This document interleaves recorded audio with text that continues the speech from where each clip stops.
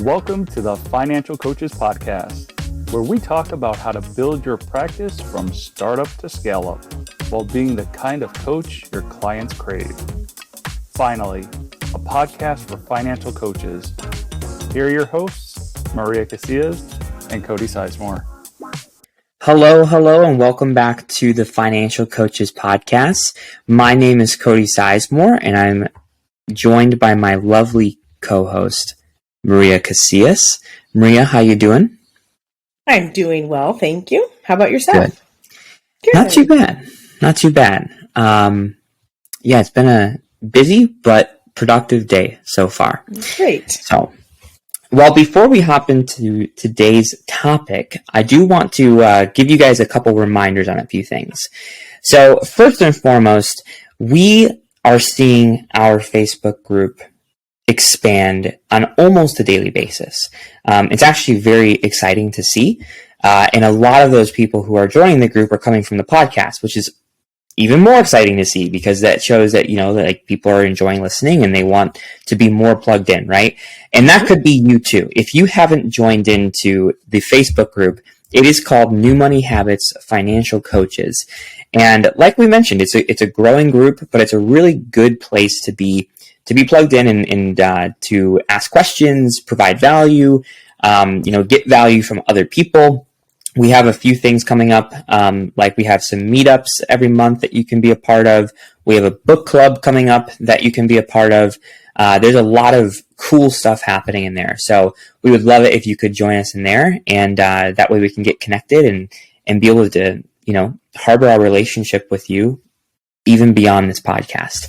The other thing is that if you have been enjoying this podcast and you haven't given us a rating or left us a review, shame on you.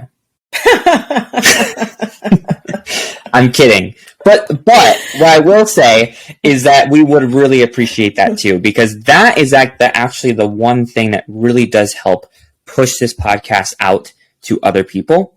Above anything else, when the podcast overlord's algorithm sees that, hey, people like this podcast, they're more likely to push it to the audience that it needs to reach. And we believe that financial coaches are here for a really impactful reason, and we need to reach those coaches as easily as possible so that we can help them help more people, and really create the communities that we're looking to create, and leave a good legacy on that. So, yeah. And I get it, guys. If you haven't done it yet, I get it. I listen to podcasts every day, and there are some that I'm a daily listener, and I didn't, for years, I never left a review. So we understand that you may love it, and you just haven't left that. But once I started podcasting myself and realized what those algorithms did, I started at least going and hitting the stars. It's something if you don't have time for an actual review. So we understand life is busy. Yep, and I'm guilty of that myself as well. So be better than us and leave us a review or a rating. So awesome. So with all that being said, let's hop into this. So the holidays are approaching. Yes. Very quickly. Yes, I can't believe. In fact, we're probably in the midst of the holidays by the time this actually comes out. So that's what we want to talk about is, talking about stuff regarding the holidays and how to navigate through that for yourself or even with your clients, and not necessarily talking about preparing for the holidays, right? Because a lot of people do that. Mm-hmm. There's a lot of info out there about here's how you prepare for the holidays. Here's how you do this. Don't get stuck with your shorts down because the holidays are here. That kind of thing, right? What we want to do is talk about the other half of the equation that most people don't talk about.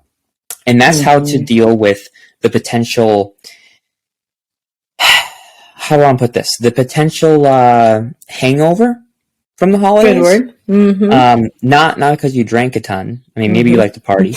Nothing wrong with that. But the financial hangover. The financial hangover, right? Because that does happen to a lot of people. And chances are it's probably going to happen to one of your clients, if not more, as well. So that's what we want to talk about today. Yeah, I'm really glad that we're talking about this because, like you said, Cody, so many others will talk about the lead up to it. But by the time this is released, so many people will have already made a mess for themselves.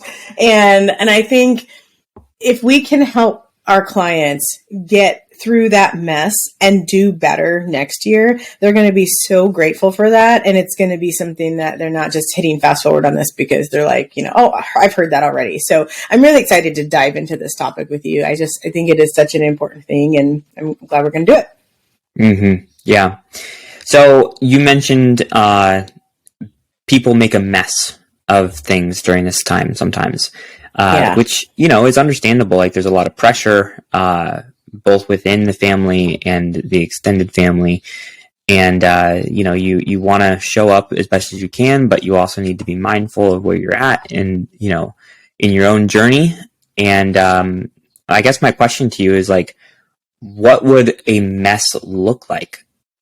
What could it look like for someone? That's a really good question. And before I answer it, I'm going to say I fall into this regularly too. Like even now, even with all of the preparation and all the information that I know and all of the tricks and stuff, there are times when either something came completely out of nowhere or my husband and I are not on the same page about something and we just kind of end up creating a mess for ourselves. And so I want all of our listeners to know that just because you get somewhere with something, like create a new habit, it doesn't mean that all the mess is going to go away. That this is something that is ongoing, even for someone like myself. I don't want to speak for Cody. Maybe he's got it all so under control that it never happens to him. But I can tell you okay, good. Thank you for being honest about that. I can tell you for ourselves that we are still human beings and we're still, at least two people involved because we're married.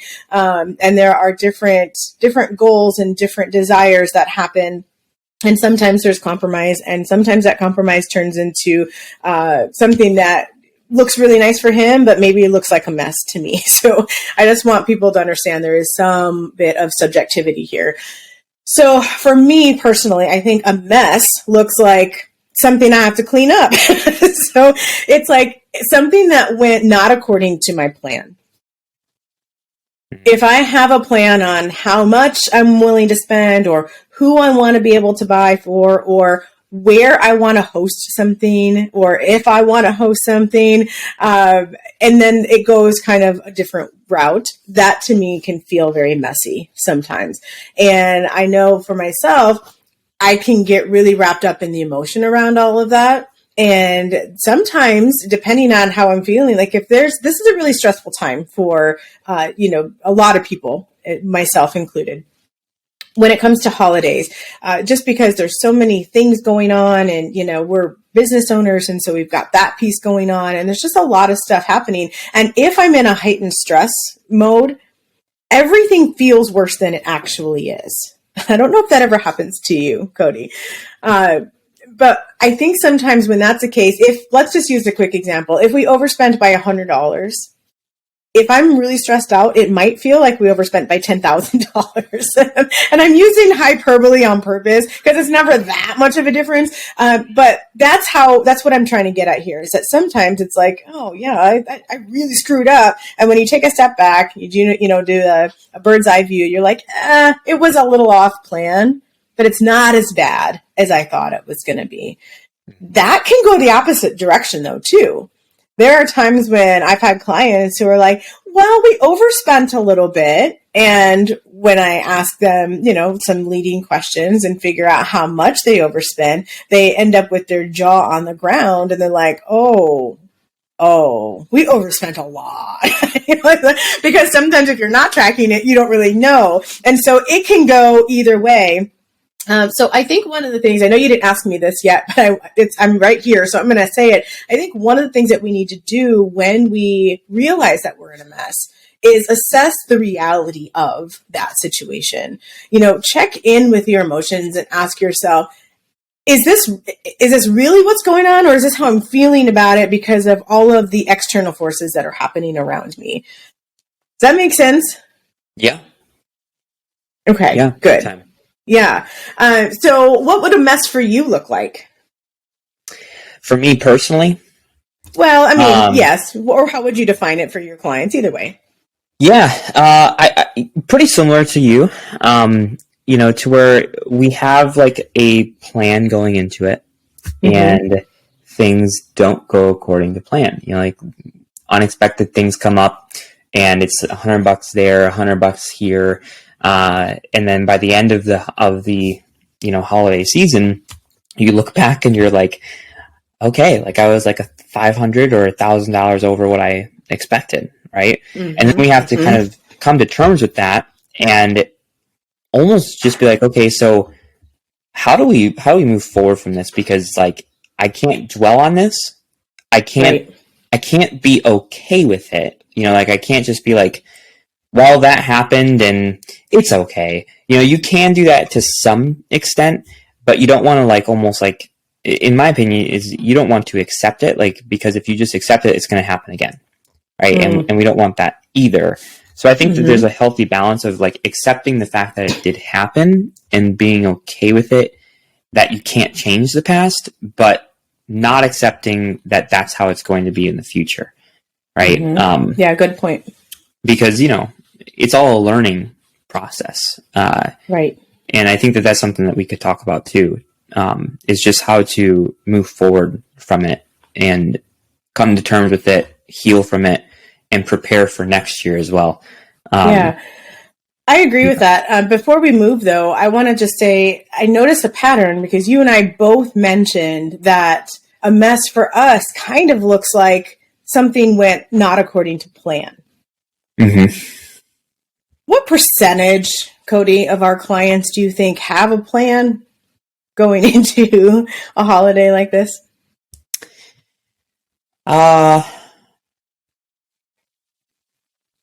Well, I guess it would depend.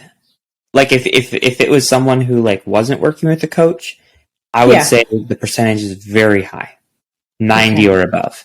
Of people who don't have a plan? Working with a coach, I think it drops, right? Okay. But I even have clients now that like I'm onboarding now, and it's November, to where Christmas is right around the corner, and we won't have a ton of time to like prepare for it per se, right? So even like there are people who have coaches that maybe they're early in their journey with them, even if they onboard someone in December, they're going into it without a plan more than likely.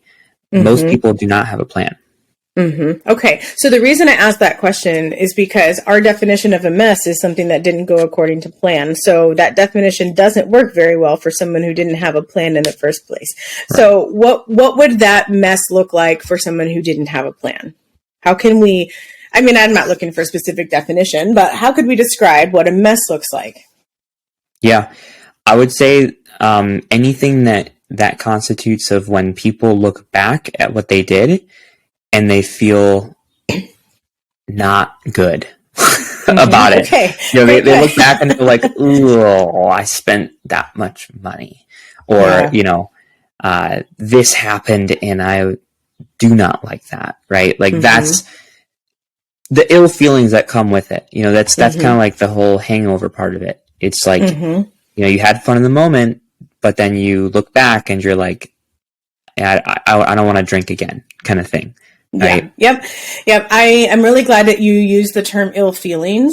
I was actually hoping that you would kind of go along that emotional side, because that I think is a really good indicator of a mess for people. So if someone didn't have a plan per se, and they can't really measure against that plan because they didn't have it in the first place, what they can measure is their emotion around what's going on. And if they are in a time of holiday when there's supposed to be holiday cheer and, there's all of this gratefulness and love and all of these things that are supposed to be around the holidays, and you're sitting there completely joyless because you're only thinking about how the heck am I going to pay this credit card bill, or how am I going to feed the 55 people who are supposed to come over to my house when I didn't even sign up for this thing? My spouse threw me under the table, and now if you're not feeling any of those good feelings around it, we might be able to call that a mess.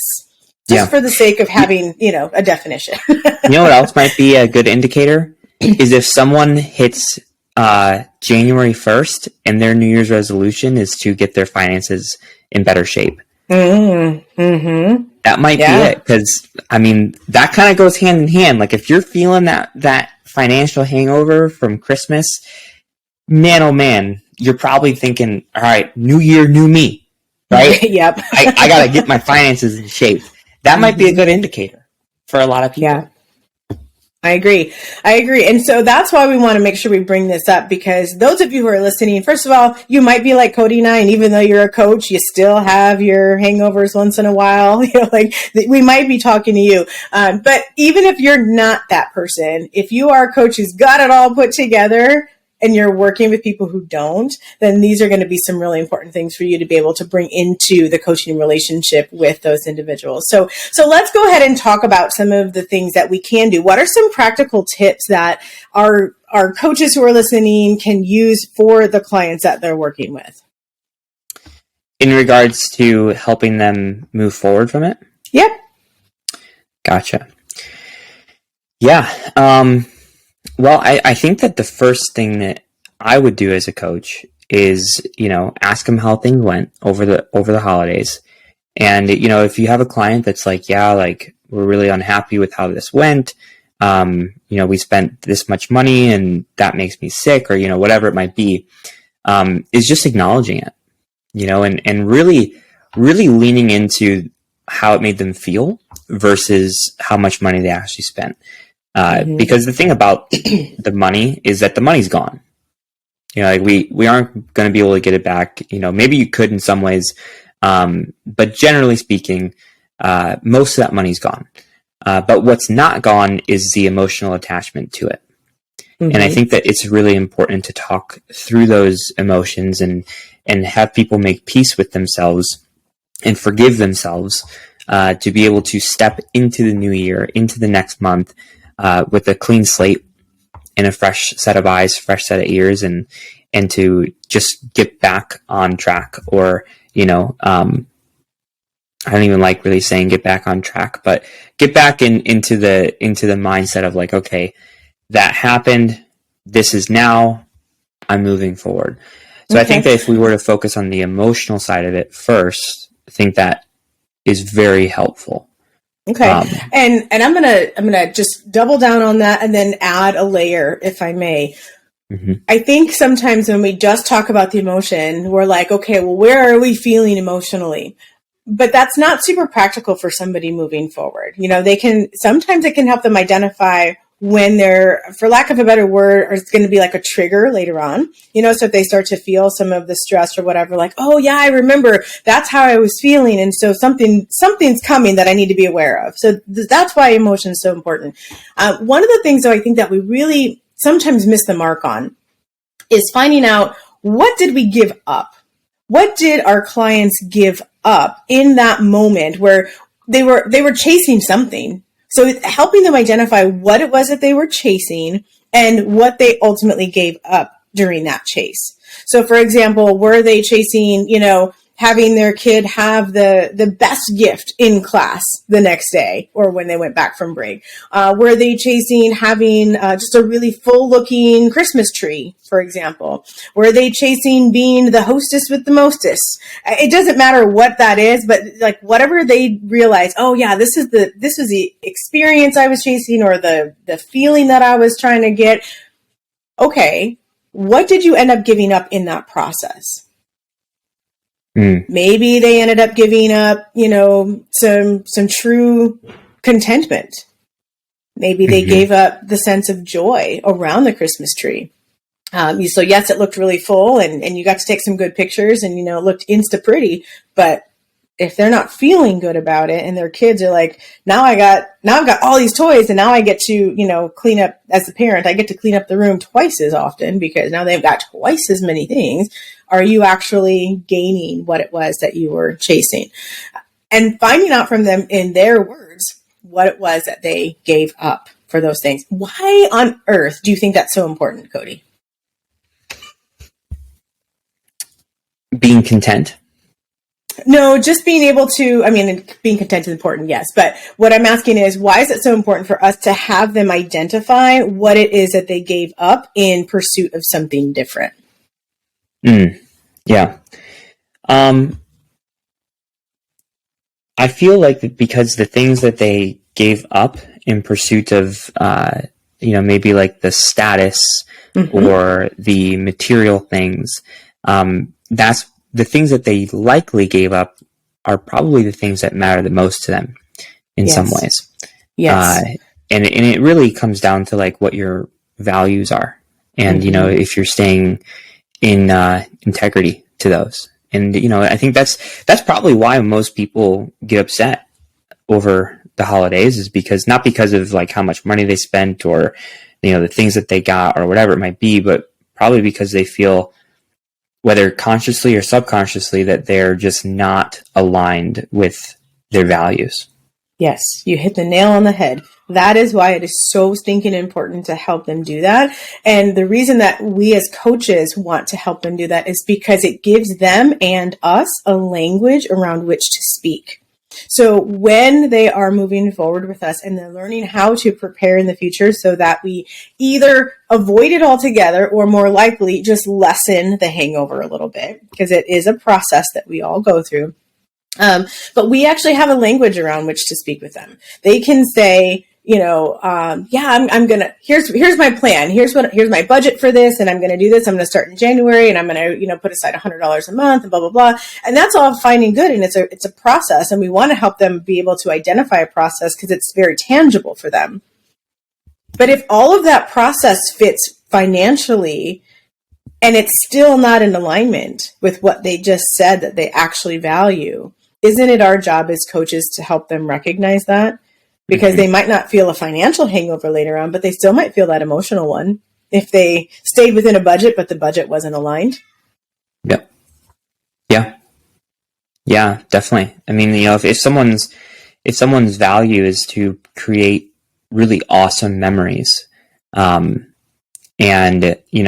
provide a place of joy and abundance in their household for their spouse or for their kids, but their budget is so tight and they do stick with it, then that might not make total sense for them, which could cause them to feel like, why was I such a cheapskate this year? Like my kids didn't have a good experience, which caused me not to have a good experience.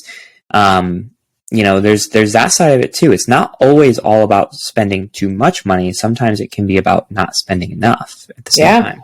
I agree. Great points. Yep. So that's why it's so important for us to do that with them. Now, just for fun, I'm going to throw this out there because I've actually done this. And you mentioned a little earlier, sometimes the money's gone and there's no getting that back. I just want to tell you, there have been times when I've totally gotten that money back. Not all of it, but some of it. I don't know about you, but I tend to kind of shop throughout throughout the entire year. And I will I'll get this. And, my daughter would really like this. And then by the time, November comes and I go to start wrapping things, and I'm like, well, I have way too much stuff for them. Like, they don't need all this. And even if it was in budget, I'm like, I don't want it either. I will take stuff back. I have one spot that I keep all of my receipts for the holidays. And I just keep them all in the same place. And that way, when I'm ready to go return something, all I have to do is go find that receipt. And I have it put right back on the payment source, whether it was a credit card or a debit card. If it's cash, I'll get the cash back. And I actually then put that money towards my plan, what would you call a, anti-hangover plan? I don't know what you call that. Just recovery, I guess. I don't know. But I start putting it towards whatever plan I have set up. And I realize that it's not all, for naught. I can return those things that are actually in great condition to return.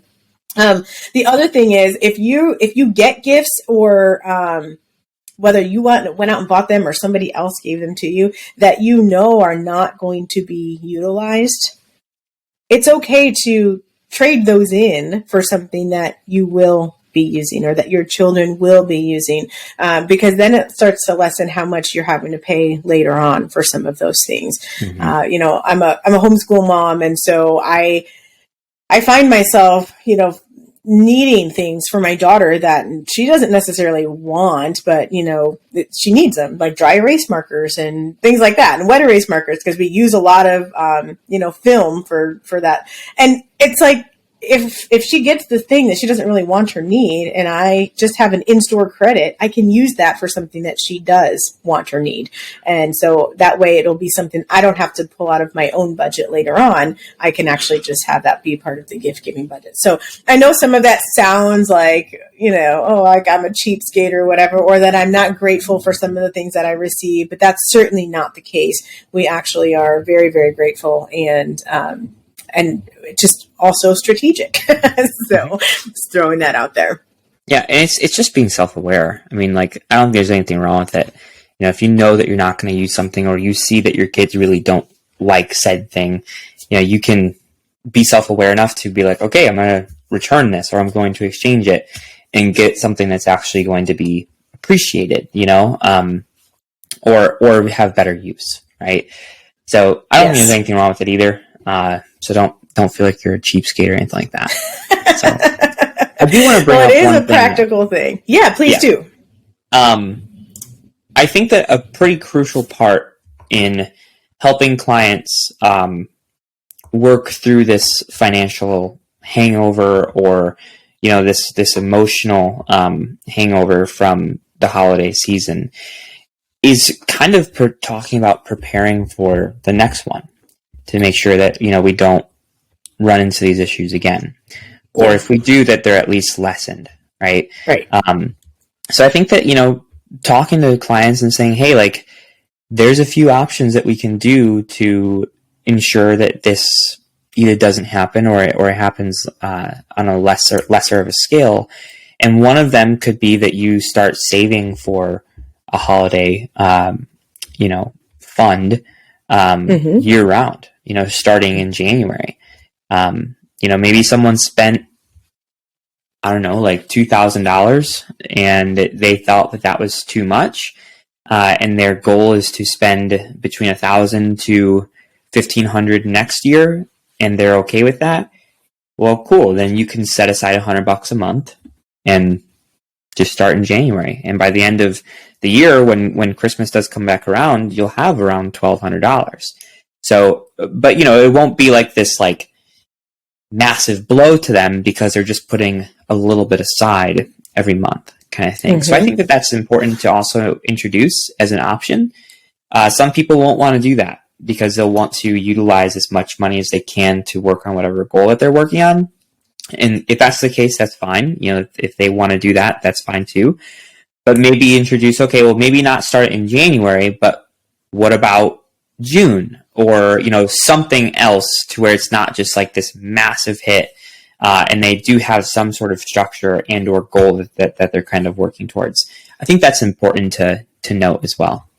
Mm-hmm. I agree with that. And I think it's going to be important for us to, we always believe in meeting people where they are. And for me, mm-hmm. part of that is not just like a physical location of where they are in their life, but also who they are as people, and what kind of habits they have, and what kind of personalities they have. And I can tell you that there are some people who really enjoy being able to spread out the purchasing part of all of that. Like they actually want to buy something in February if they see something that it looks nice, and they have the personality that allows them to hide it for 8 months. Some people don't have that personality. Some people are like, I need to do it all in November, and that because that's how it works for me. So I think that's another thing to remember. If somebody says, for example, that they do like to buy things throughout, then they realize that $100 a month, that in your example, Cody, that people are putting aside, they don't have to put that aside and not use it. It's actually there so that they can use it when they want to purchase something for someone in February or March.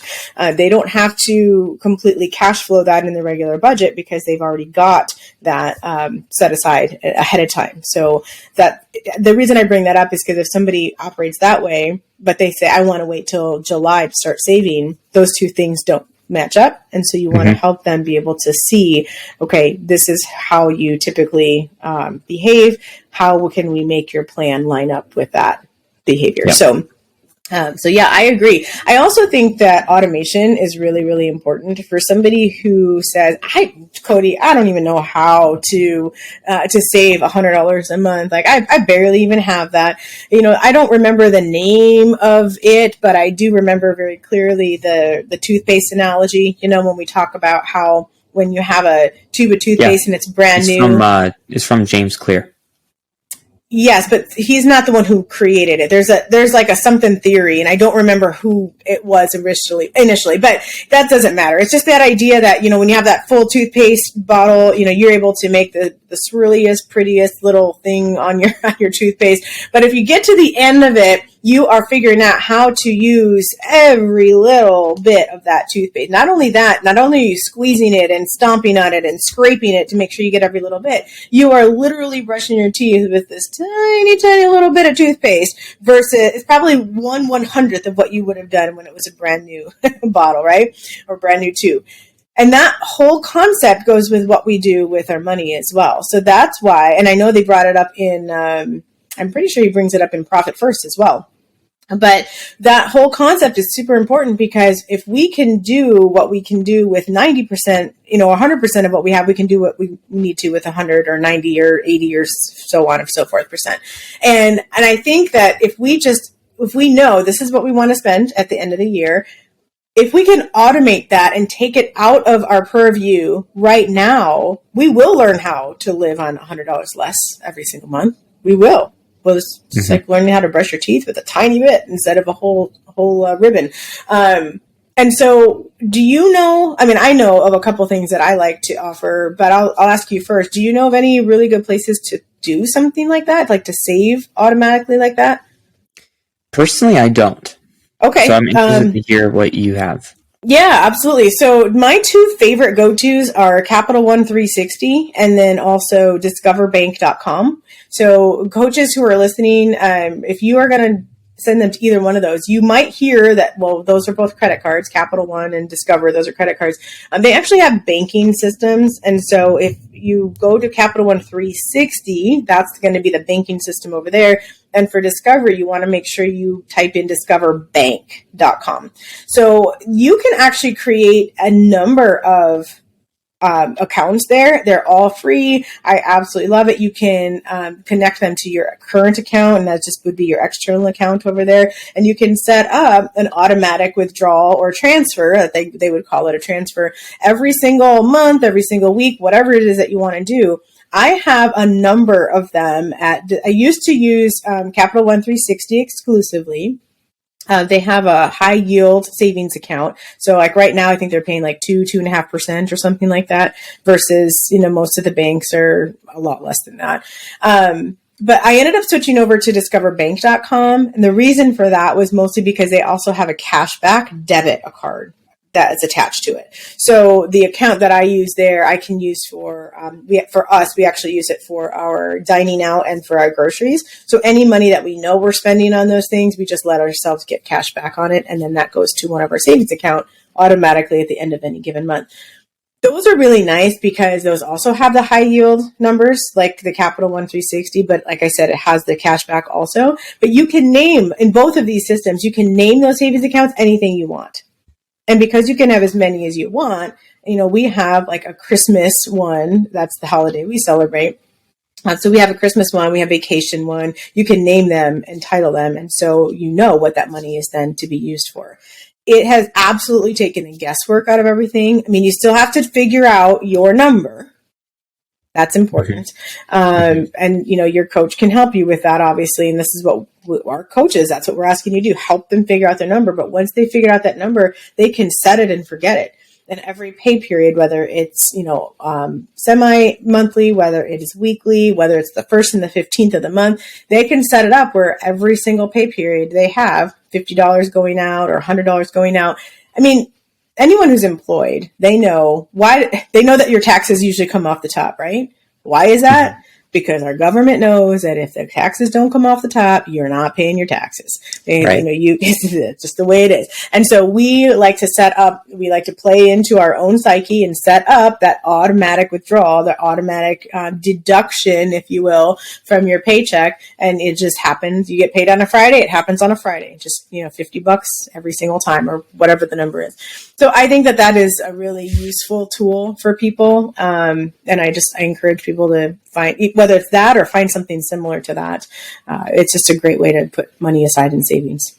Yeah, I think that's a super powerful tool. It's probably something I'm going to look into for a couple of my clients that would really benefit from that, and probably even myself as well. Yeah. And it works like any bank account. You can do a joint account. You can do it singly. It doesn't really matter. Like if you want to have something where it's like a surprise account for your spouse and you want to be able to get a gift. And, so you can do it however you want. I personally put my husband on all of them because I'd hate for me to die in a car accident tomorrow and then have him not have access to all of that. But yeah, it's very flexible in that regard. Awesome. Well, great. Well, I think that was a good discussion about moving forward from a potential financial hangover of Christmas or the holidays, whatever you celebrate. And, kind of healing from things and also working towards next year and all that kind of stuff. So, if you have clients over the next couple of weeks that have this happen to them, you can always refer back to this episode, get some, ideas, some tips, and just start working that process with them, and hopefully help them get to a place to where they're okay, right? And they can move forward from it rather than dwelling on it, because that doesn't help anyone. So just help them ask enough questions. It helps them recognize the learning lesson in whatever behavior choices that they made and move forward from that. Alrighty, guys. Well, thank you so much for listening today. Make sure to tune in next week for another episode of the Financial Coaches Podcast, and we will catch you then. Bye-bye. Bye, guys. Thank you for listening to the Financial Coaches Podcast, brought to you by New Money Habits and Sizemore Financial Coaching. Submit your questions to our hosts by emailing podcast@newmoneyhabits.com. Be sure to subscribe to be notified of future episodes and join our growing group of like-minded coaches on Facebook. And until next time, happy coaching. Music provided by Summer School.